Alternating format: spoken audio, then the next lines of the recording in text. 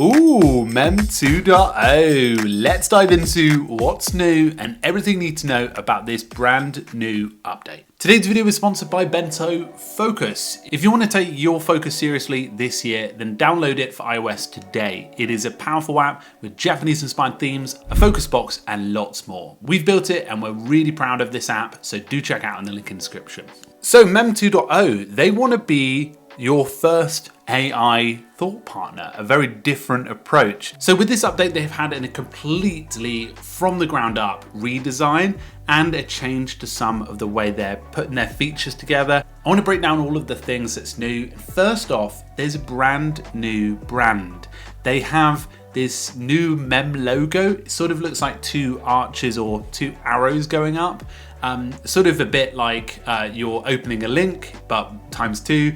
I quite like it. It's a clean look. The font and the vibe reminds me of Superlist, which is a good design, and just feels a lot more finished off than the previous version of Mem. So Mem have had a total of $29 million in funding so far, and just a disclaimer, I'm actually a Series A funder of Mem, but I am allowed to talk about Mem how I wish, which is great news.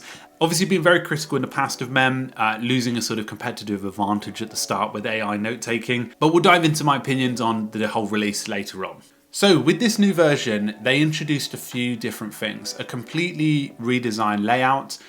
It does look a lot cleaner, a lot easier to manage on the eyes. Essentially, you can create your notes and build them out. You can also clean them up, use voice recordings. There's also an agentic Chrome extension, which essentially allows you to capture web pages more efficiently.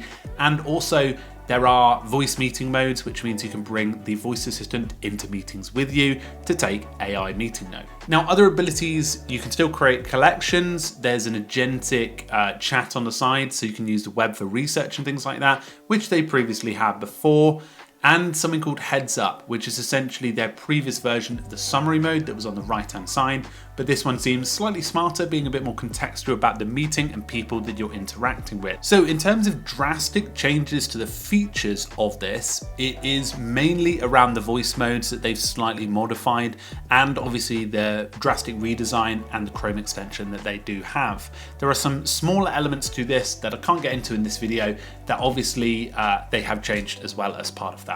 Something they have changed is the pricing. They have Mem Free, which used to be free for unlimited notes, but now it's only 25 notes per month and 25 chat messages per month, as well as a Pro version, which now gives you unlimited everything, including templates, connected emails, and API key, as well as all of the unlimited abilities and dark mode, which is now blocked on the regular version.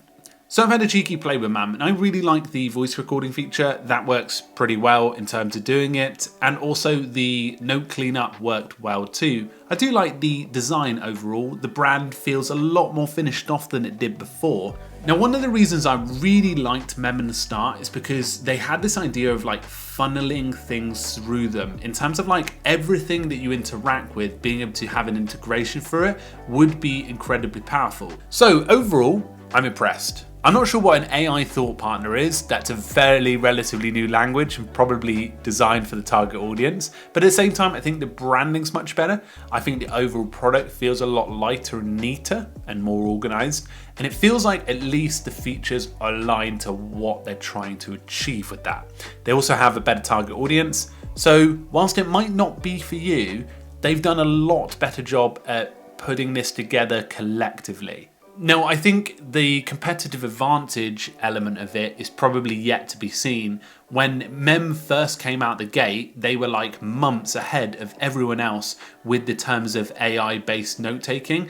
At least they had the ability to communicate with OpenAI, and they were doing it a lot faster than other note-taking apps. But pretty much all note-taking apps I know now have abilities to chat with your AI assistant. So they need to continue to advance this and continue to progress, but this first version, or the second version, is a lot better. So hopefully that was a good overview for you. Let me know what your thoughts are on Mem. Will you be checking it out? Will you be diving in? I'll probably give it a go, seeing as I need to dig a little bit deeper into it and give you an idea of whether it's worth it in more detail. So thanks very much. I'll see you in a future video. I hope you have a fantastic day, and do check out Bento Focus if you're looking to lock in this year. Cheerio folks, and I'll see you soon.